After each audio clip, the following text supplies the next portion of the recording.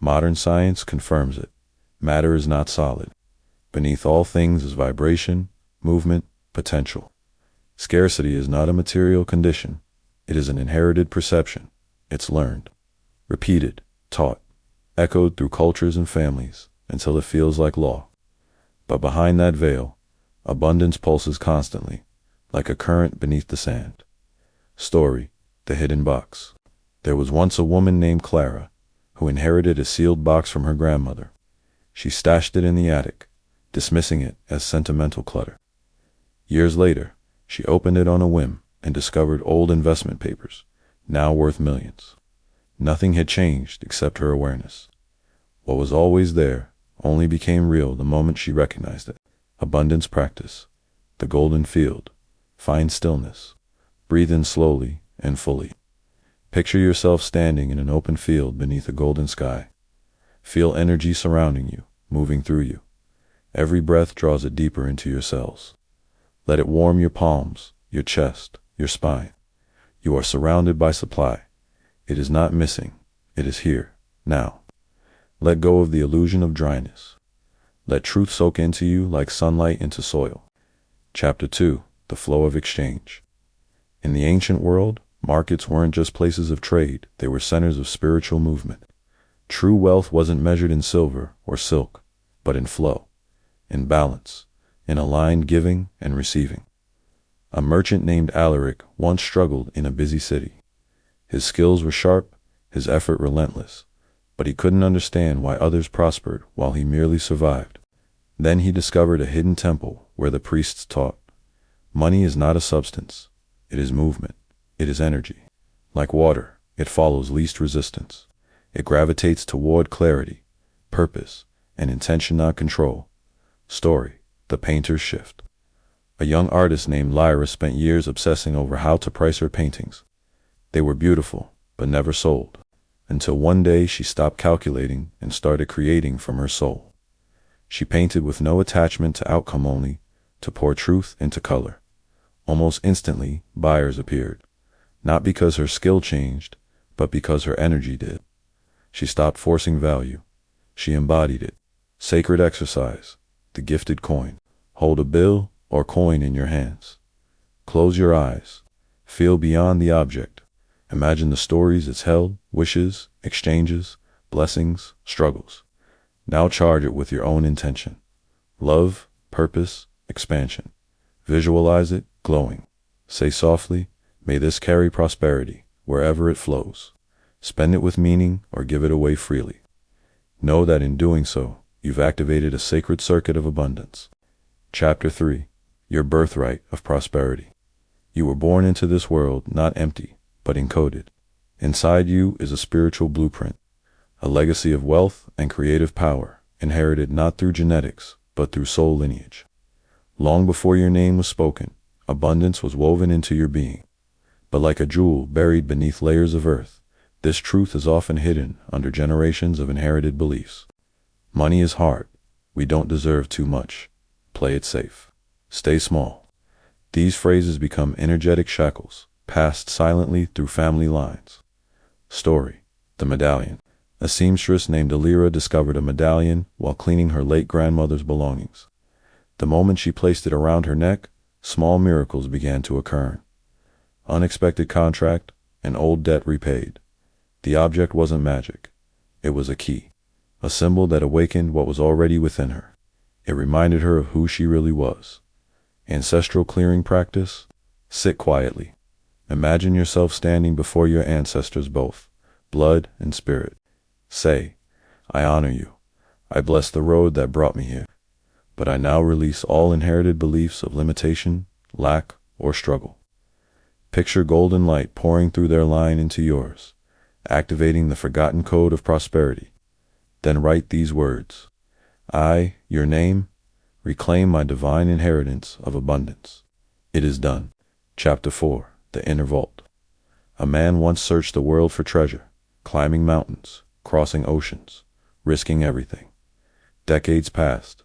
Defeated, he returned to his childhood home. One day, while planting in the garden, his shovel struck stone.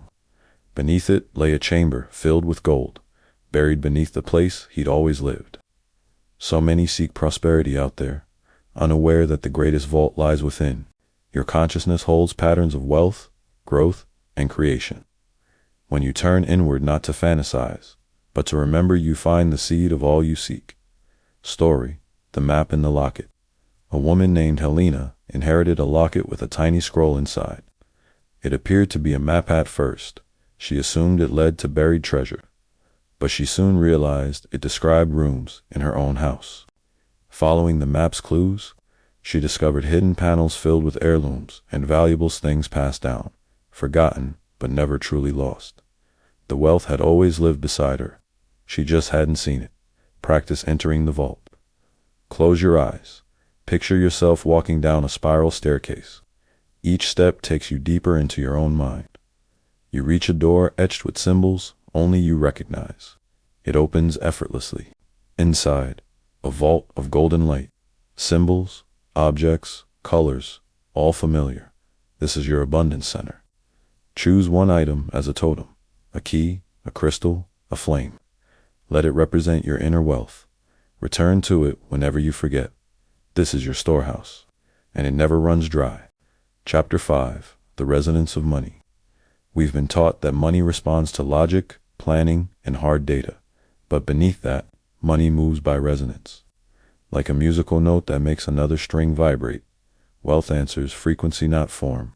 You can say all the affirmations you want, but if your inner vibration is still broadcasting fear, the signal gets jammed. Results remain stuck. Story: The Musician's Lesson. A man named Soren was a talented violinist. He practiced perfectly, knew every scale and rhythm, yet his audiences were unmoved. One night, an old teacher said, "You play the notes, but you don't play the silence between them." Soren began to listen more than perform. He started feeling, not just playing. The next time he performed, people wept. He had stopped trying to impress and started resonating. Vibration practice. The tone of prosperity. Sit comfortably. Close your eyes. Inhale deeply.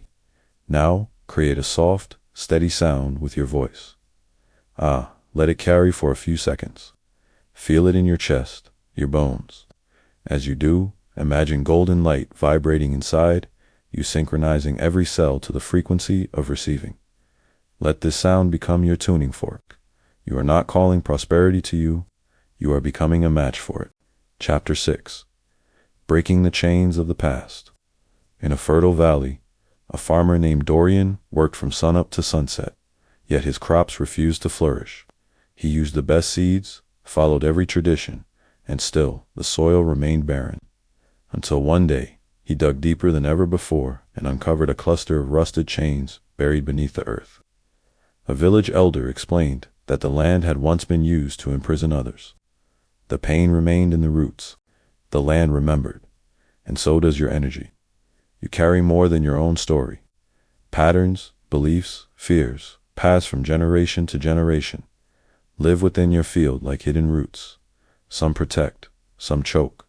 These aren't just memories. They are energetic imprints, repeating as blocks in your prosperity. Story: The Vow of Poverty. A healer named Mira struggled to charge fairly for her services. Every time she raised her rates, clients disappeared or her confidence collapsed. Then she discovered a family document.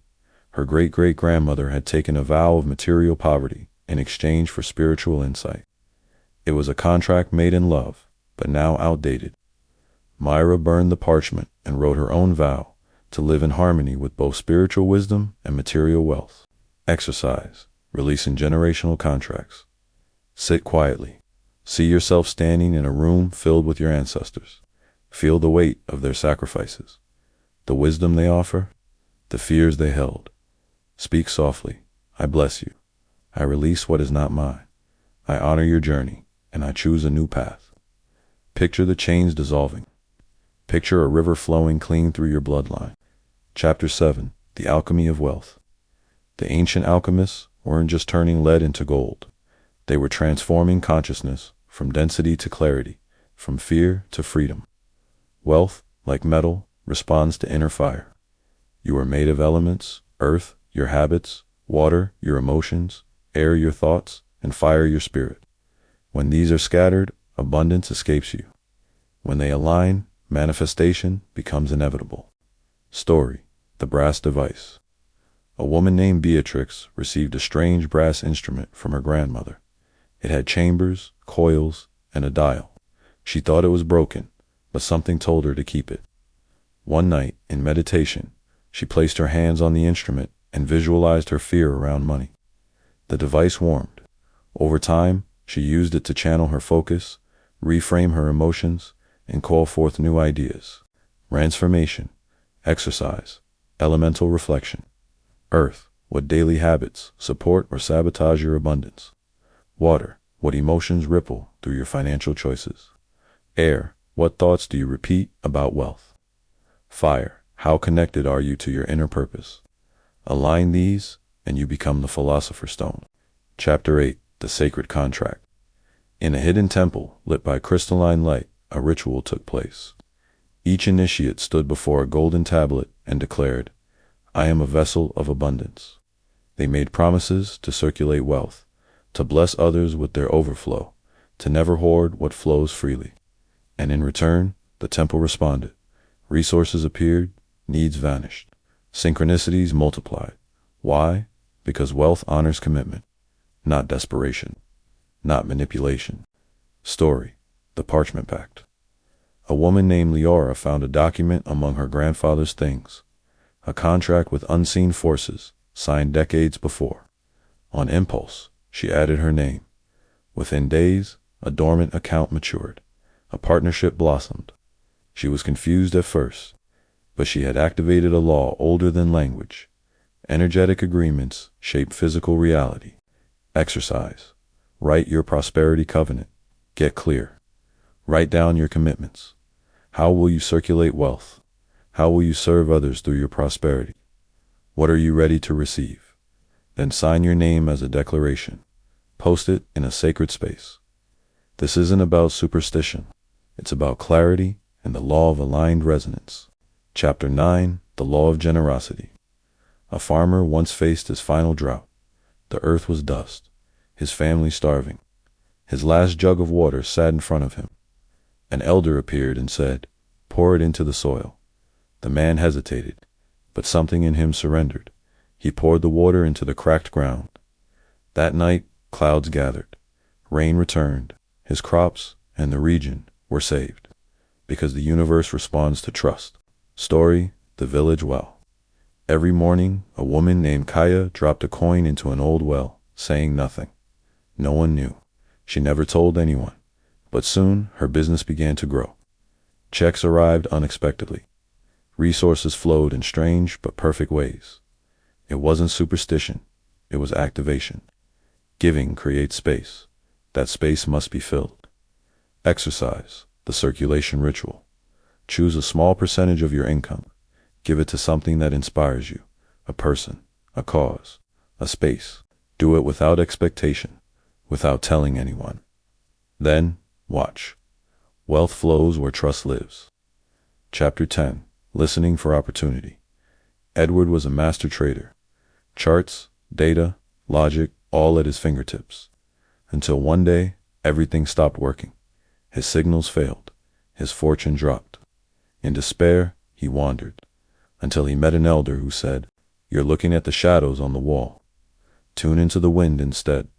What followed was a new sense, a deep listening, a knowing not of mind, but of spirit, and it worked. Because intuition precedes logic. Most people follow data, but the data only reveals what has already happened. Intuition whispers what's next. Story: The Music Box. A woman named Marin found an old music box. When she played it and focused on gratitude, things shifted. A job offer, a healed relationship, a random inheritance. The box wasn't magical, but her vibration was. It became a tuning device. She aligned with what was already coming. Exercise: intuitive attunement.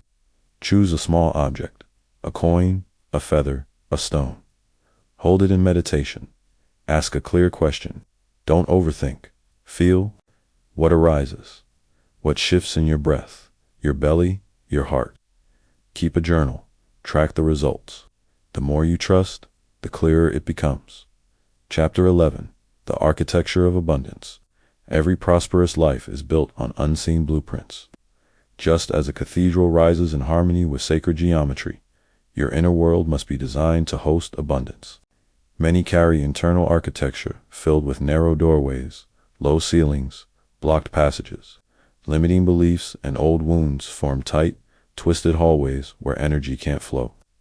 To welcome wealth, you must first expand the structure of your consciousness.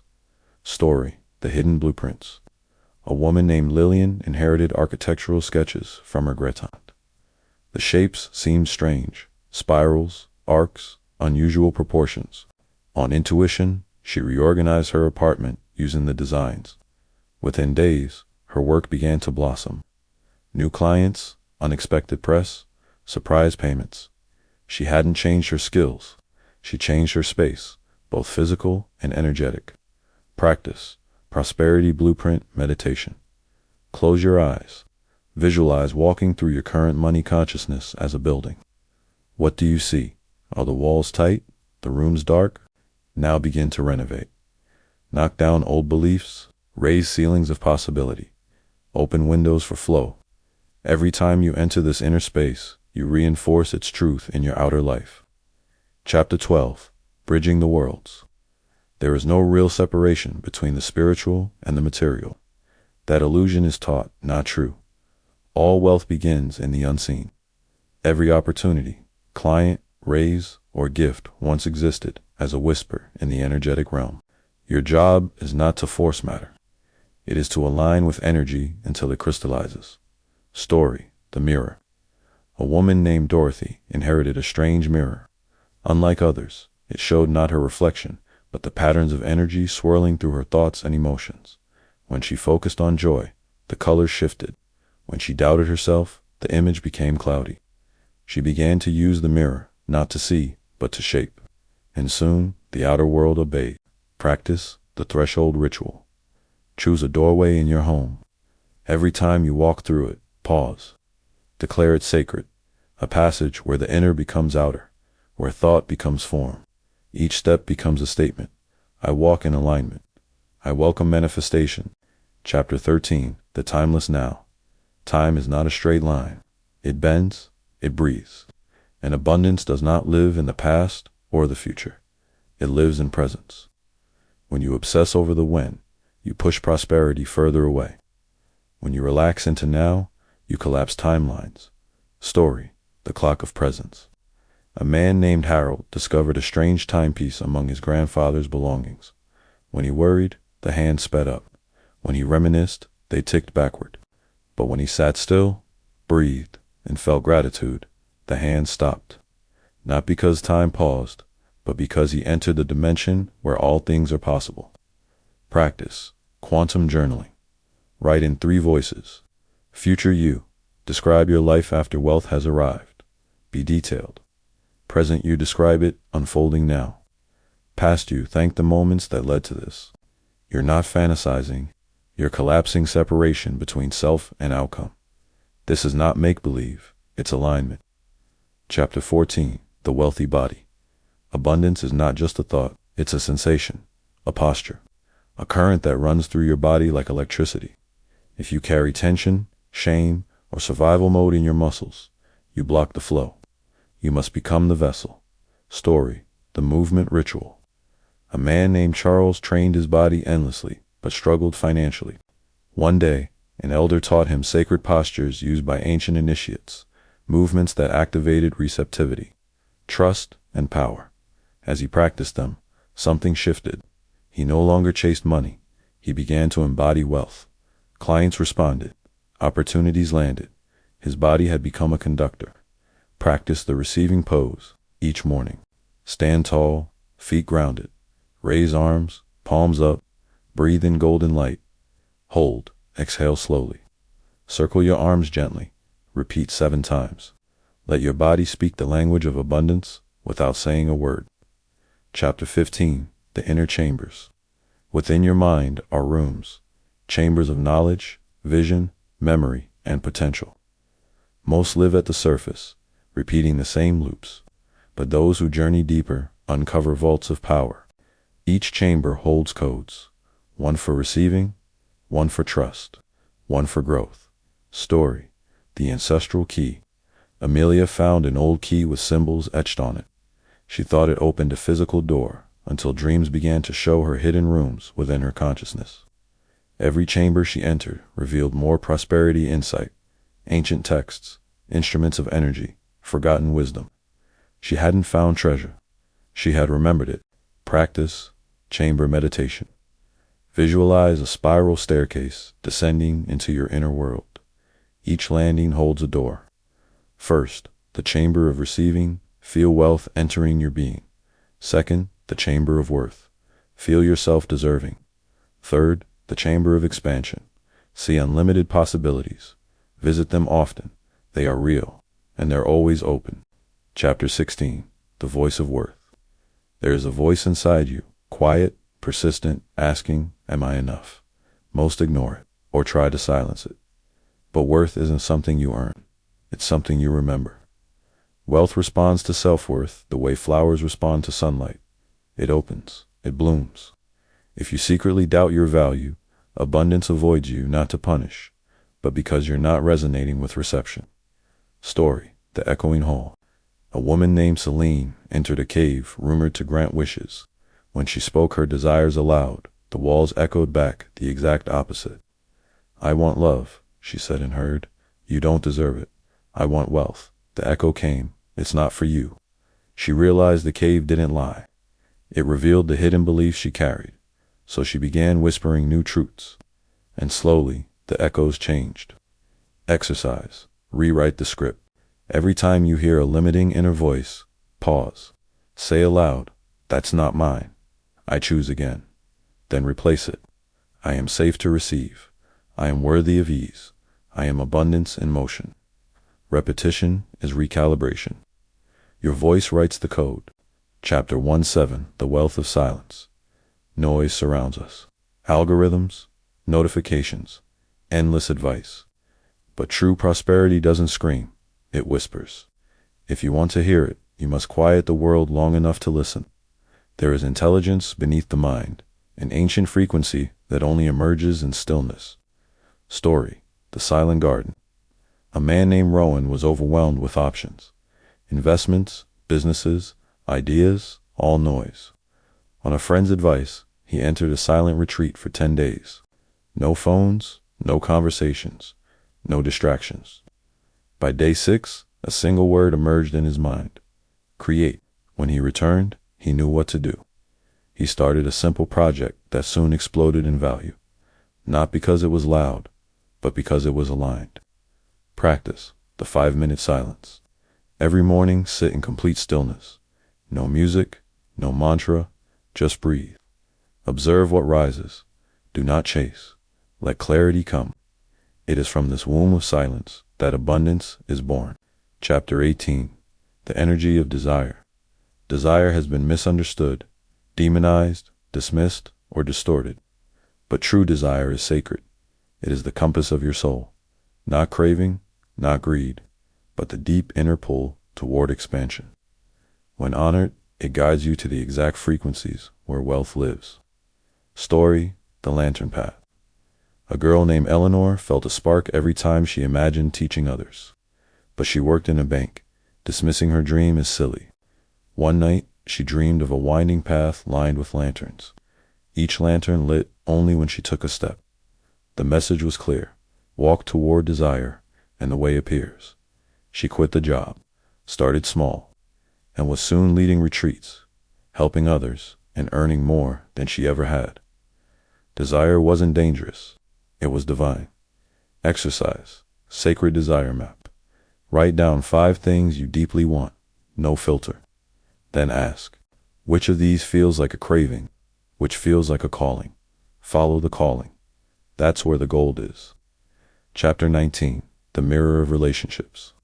How you relate to others mirrors how you relate to money. Do you overgive and underreceive? Do you feel guilt when asking for help? Do you shrink to keep others comfortable? Then you likely do the same with abundance.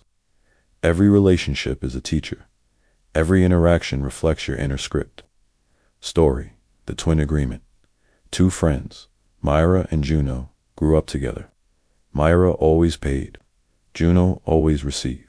One day, Myra finally said, "I need to receive too." They wept, laughed, and from that moment, both their finances shifted, because balance in relationships creates balance in flow. Practice the relationship mirror. Choose a relationship where you feel depleted. Ask, how does this mirror my relationship with money? Then set a boundary, or open to more receiving. Prosperity begins where your energy is honored. Chapter 2. The embodiment of wealth. You can talk abundance. You can read about it, affirm it, even visualize it. But until you embody it, physically, emotionally, spiritually, it remains theory. To embody wealth is to move, breathe, speak, and decide from the frequency of already having. It's not pretending. It's aligning. Story. The gold robe. A dancer named Talon wore a shimmering gold robe during rehearsals. It wasn't part of any performance. It simply made her feel radiant. Over time, she noticed something strange. She danced better, auditions flowed. A producer offered her a lead role, the costume gold. She had become her own prophecy. Exercise the wealth embodiment. Ask yourself daily, how would I walk if I trusted abundance? How would I speak if I knew money was flowing? What would I wear? What would I choose? Then do one thing from that energy today. Let your body teach your mind what's true. Chapter 21. The ritual of receiving. Receiving is a spiritual skill. Many pray, affirm, and visualize abundance. But when it arrives, they shrink, deflect, dismiss, delay. Why? Because they've been taught that receiving is selfish, that it's safer to give. But without receivers, the sacred flow is incomplete. Story. The overflowing bowl. A monk named Rami meditated under a tree each day, asking the universe for blessings. One morning, a stranger offered him a bowl of berries. Rami refused. "I have discipline," he said. "I need nothing." The stranger smiled and said, "And so you shall receive nothing." From that day, Rami added a new mantra: "I am ready." He began receiving freely, food, insights, opportunities, because he finally said yes. Exercise the receiving ritual. Each morning, place your hands over your heart. Say out loud, "I am safe to receive. I welcome the blessings of today. I am open to overflow." Then practice. Accept a compliment. Say yes to help. Welcome support without guilt. Receiving is honoring your divine worth. Chapter 22. The wealth of rest. The world praises hustle, constant motion, eternal effort. But true wealth flows not from exhaustion, but from alignment. And alignment requires rest. Rest is not laziness. It is calibration. In stillness, your system reattunes to truth. Story. The sleeping oracle. A mystic named Asa received visions only while sleeping. She tried forcing them awake, fasting, praying, pushing, but they stopped. One night, in surrender, she curled into bed, whispered her question, and slept deeply. The answer arrived, vivid, powerful, complete. The lesson: rest restores the channel. Practice. Sacred rest prompt. Before sleep, ask, what insight am I ready to receive? What abundance is waiting in my dreams? Then release the question. Let sleep do what striving cannot. Chapter 23. The power of simplicity. Abundance doesn't require complication. In fact, it prefers clarity. Many people hide their wealth behind clutter. Too many ideas, too many offers, too much noise. Simplicity is magnetic. It creates space for miracles to land. Story. The empty room. A designer named Kai couldn't sell his work. His website was crowded, his pitch long-winded. Frustrated, he stripped everything down to one photo, one sentence, one button. Within a week, he had 5 new clients. Not because he added, but because he cleared. Exercise, simplicity scan. Look at your financial world. Ask, where is there clutter? What can I simplify? What is essential? Abundance loves clarity. Make room, and it will arrive. He'd say, thank you for showing up. Where do you want to go today? What do you want to teach me? His friends thought it strange, but his income doubled, then tripled, because he stopped seeing money as a tool and started treating it as a teammate. Exercise the money walk. Go for a walk. Imagine money walking beside you. Ask it questions. Listen to the responses that arise. Then say aloud, "Thank you for being with me. Let's go together." Connection creates confidence. Confidence creates flow. Chapter 25. The Law of Completion. The universe loves closure. When something remains unfinished, a project, a conversation, a decision, it holds energy, stagnant, unavailable for creation. To call in more, you must complete what's already begun. Completion is an energetic reset. Story: The Broken Circle. A healer named Nico struggled to fill his retreat. Despite effort, it stalled. During meditation, he realized he had left 6 emails unanswered, 1 promise unfulfilled, and an old bill unpaid. He cleared them all in one day. That night, the retreat sold out, because energy returned, circles closed, flow restored. Exercise the completion list. List 3 things you've delayed or left incomplete. Finish them today, or consciously release them. Either way, energy unlocks. Abundance rushes into completed spaces. Chapter 26. The Currency of Gratitude. Gratitude isn't a reaction, it's a generator. It doesn't just acknowledge abundance, it multiplies it. Every thank you is a frequency match for more, not out of manipulation, but alignment. Because when you feel grateful, you're declaring, "I have enough. I trust the flow," and the universe responds accordingly. Story: The Pebble Practice. A teacher named Yalin carried 3 small pebbles in his pocket. Each time he touched one, he named something he was thankful for, even in hardship. Soon, the hard moments softened. The money struggles eased. Opportunities arrived. He wasn't changing the world. He was changing his lens. And the world followed. Exercise: Pocket of Plenty. Carry a small object with you, a coin, a crystal, a stone. Each time you touch it, say, "Thank you for all that I have. Thank you for all that's coming." Gratitude doesn't wait. It acts as if. That act becomes truth. Chapter 27. Trusting the Unknown. Control feels safe, but it's also constricting. The greatest wealth lives just beyond what the mind can predict. Trust isn't about passivity. It's about surrender with awareness. It's releasing the need to know how and showing up in faith. Story: The Foggy Bridge. A woman named Eve stood before a fog-covered bridge. She couldn't see the other side. Every step was terrifying, but the bridge only lit up as her foot touched each plank. One step, one light. This is how abundance works. The entire plan won't appear, but the next step will. If you trust, exercise. Leap, practice. What have you delayed out of uncertainty? Name one small step forward, not the whole plan, just one aligned action. Take it today without needing proof. Clarity comes in motion. Chapter 28. Sacred Celebration. Most people wait until they've made it to celebrate, but celebration isn't just the result of success, it's a cause. To celebrate now, even the smallest wins, is to declare, "I am already blessed." This attitude shifts your field.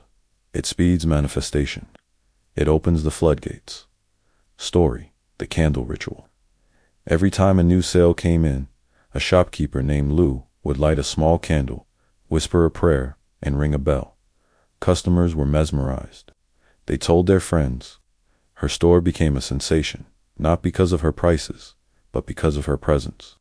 She honored the flow, and so it grew. Exercise: Create a celebration cue. Pick a trigger, a sound, a gesture, a song. Each time abundance arrives, a tip, a compliment, a gift. Use your cue. Train your nervous system to equate receiving with joy, not fear. Celebration becomes magnetism. Chapter 29. Becoming the Source. You are not separate from abundance. You are not just a receiver. You are a wellspring. You are the source. To become the source is to stop waiting for permission.